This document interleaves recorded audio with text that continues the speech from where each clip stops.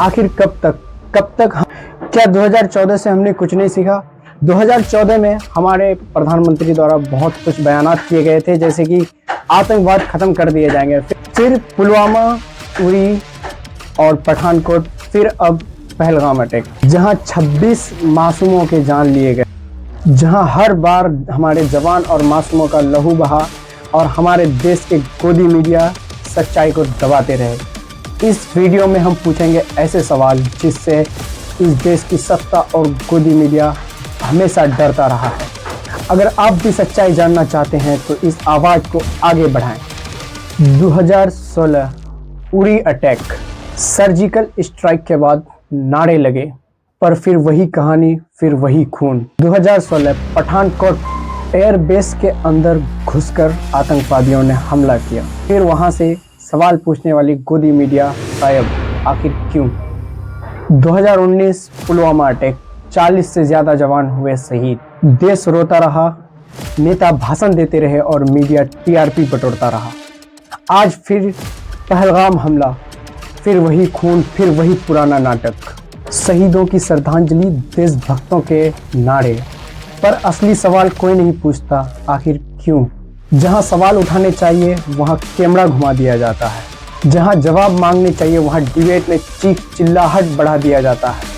इस देश के गोदी मीडिया का काम बस इतना रह गया है, सरकार बचाओ, जनता बहला और टीआरपी बटोरो। आखिर बार बार इंटेलिजेंस फेल क्यों हो रही है? आतंकियों को हथियार कहां से मिल रहा है? सुरक्षा में चूक के लिए कौन है जिम्मेदार?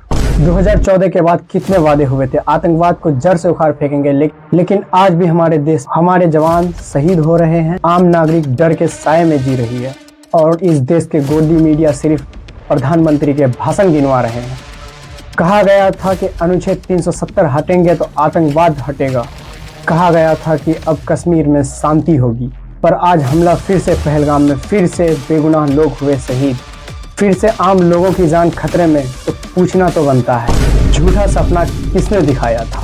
देश सवाल पूछ रहा है, अब और कितनी कुर्बानी चाहिए? कब तक गोदी मीडिया के नशे में हमें सुलाया जाएगा?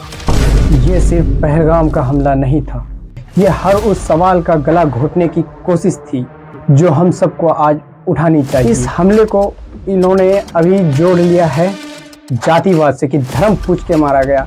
मैं बता देना चाहता हूं कि आतंकवाद का कोई धर्म नहीं होता और इस तरह से ब्रेन वॉश किया गया है हमारे देश में, क्योंकि आतंकवाद को तो पता था कि उस जड़ पे जाकर के हमें हमला करना है जिसमें भारत अभी उलझा हुआ है।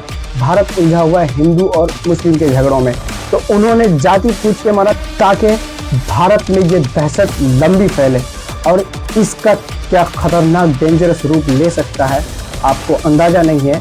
अगर आप थोड़ी सी अंदाज़ा लगा सकते तो आप इस वीडियो को देख सकते हैं, जिस वीडियो में एक लड़का कहते फिर रहा है कुल्हाड़ी लेकर के कि 26 लोगों का जान जब तक नहीं लेंगे तब तक नहीं रोकेंगे, जो ये एक सरफराज नाम के लड़कों पर हमला कर रहा है। आप देख सकते हैं इस वीडियो को। बस मैं आखिर में सबसे एक ही बात कहना चाहता हूँ कि आतंकवाद के धर्मों को लेकर के हमारे देश के मुसलमानों से मत जोड़िए, हमारे देश के हिंदुओं से मत जोड़िए, क्योंकि आतंकवाद का कोई धर्म नहीं होता है। अब फैसला हमें करना है, हमें सोते रहना है या जग के सवाल पूछना है। अपने अधिकार के लिए लड़ना हमें हमारा संविधान हक देता है, तो हम अपने अधिकार के लिए लड़ते रहेंगे।